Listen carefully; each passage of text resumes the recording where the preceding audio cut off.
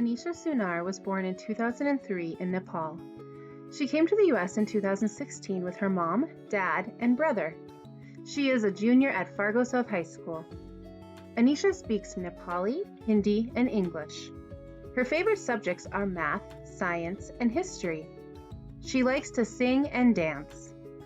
In the future, she wants to become a pilot or an actress.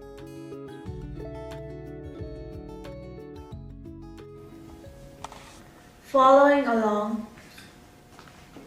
Oh my god, my mom yelled with excitement.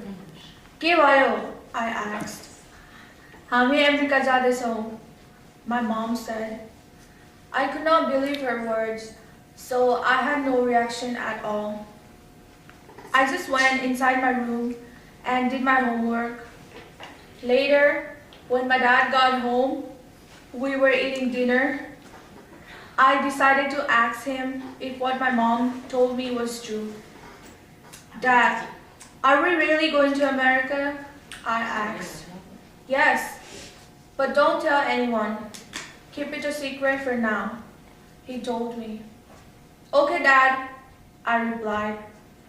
I was so excited, and in the end, I could not keep it a secret. The next day, when I was at school, I shared it with my friends, and they were happy for me. 3 months later, everything started to happen so quickly. The IOM office started to call us week after week. The process was going quick. Our friendly and nosy neighbors eventually found out we were going to America because they saw my family go out and come back with lots of shopping bags and clothes. It was not a secret anymore, but it was not a big deal. Most of the people in the camp would be leaving sooner or later. In the Baldangi refugee camp, almost all the neighbors were very close and spent a lot of time together. One Saturday evening, right after dinner, our neighbors gathered together to talk about America. They were happily asking each other which state they were going to. Some of them were actually going to the same state. I sat and listened to everyone, just imagining how it would be. In the Baldangi refugee camp, the way we lived was different from how people in America lived. When we went to school, we would walk there. We had 8 periods of classes. For lunch, we would walk back to our homes, eat and go back. The lunch break used to be half an hour. Students also had the option to bring food and eat it at school, but not a lot of students did that. If we were late to school after lunch, the teachers would hit us with sharp sticks. One rule at our school was that we had to wear proper uniforms. The girls had to wear white t-shirt and blue skirt that went below the knee. The boys had to wear a white shirt and blue pants. Boys also had to cut their hair. The girls needed to braid their hair in 2 sides with white ribbons. I thought that it looked ugly on me. We also could not grow our nails out long or wear designer nail polish.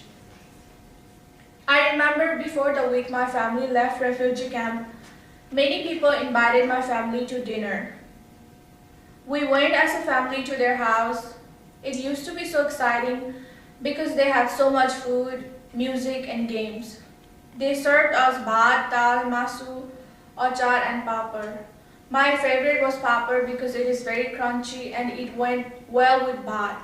People from America would probably have liked it too because it was not too spicy. It was very plain and easy to make. After dinner, the guests gave gifts to each person in my family. Most of the time, the gifts would be expensive clothes from other neighbors or relatives. They also gave us their phone number and told us to call them and send money to them. For a few nights, it was noisy and crowded because my dad's relatives from India and Nepal were in our small house, and we only had 2 bedrooms. Half of them had to sleep on the cement floor. We had to be careful those nights because there were thieves in the camp and we had many gifts in our house. Finally, the next morning, everyone woke up at 6 a.m.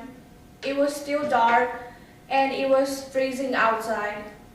Some of my aunts were cooking breakfast for my family. My mom told me to get ready and I did. I had a calm and empty feeling at the time. Then at 7:30 a.m. we took our black bags and packed all the things we had and took to the bus stop. When we had to leave on the bus, that was the hardest moment. All of our relatives slowly walked us to the bus stop. All of them had tears in their eyes. I remember from the bus window putting my head out and saying goodbye to my relatives as everyone was crying. After 4 hours, we got to the Chandraguri airport. I was so nervous when I saw the small planes.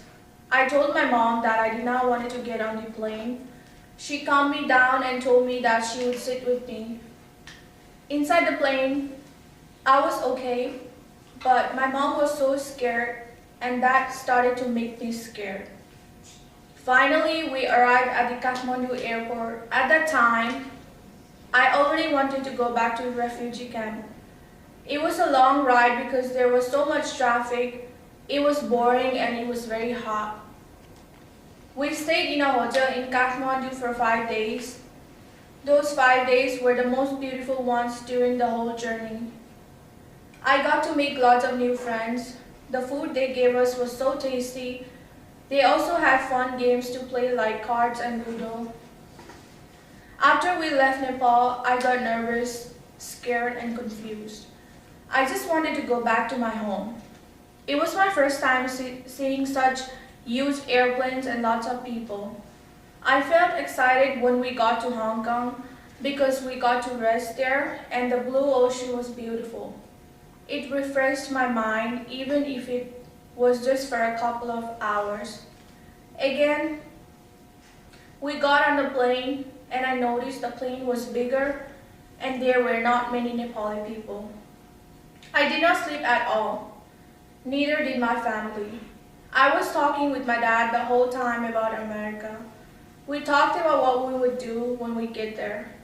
He told me to study hard and become a big somebody someday. I told him I would study well and go back to Nepal one day. The food they gave us was so different from what we normally ate, so I did not even try it.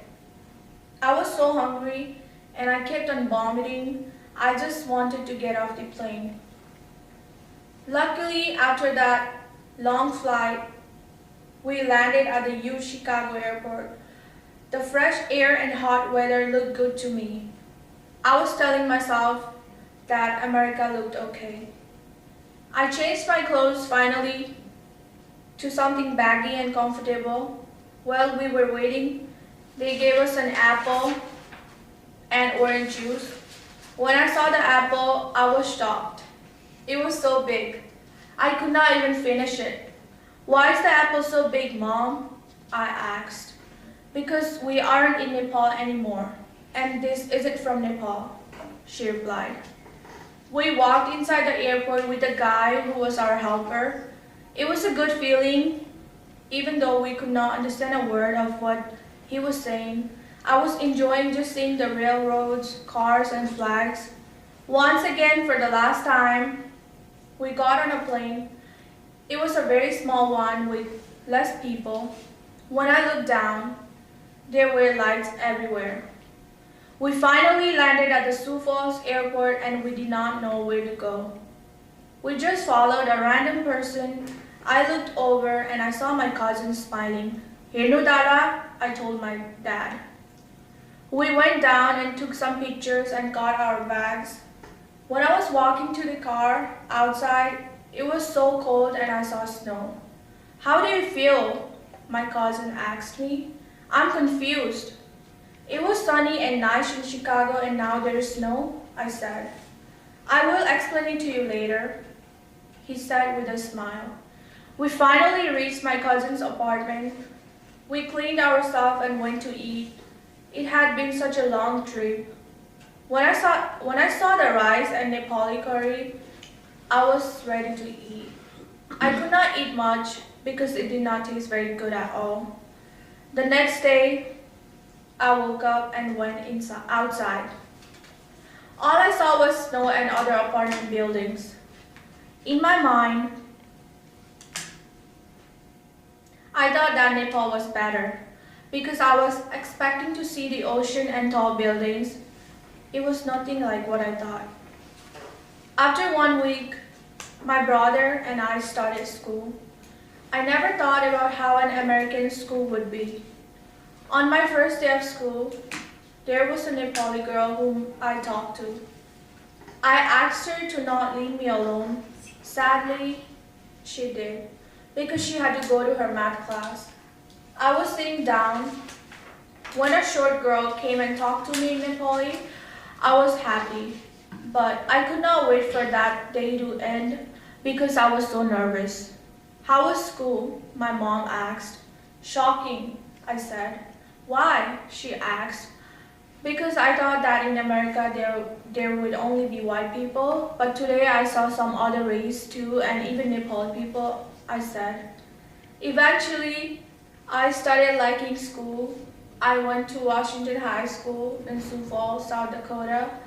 After my freshman year, I moved to Fargo.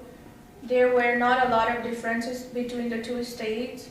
I still like South Dakota better because I had my close friends there and lots of good memories as well. I hope someday that I can see my family and friends who are back in Nepal.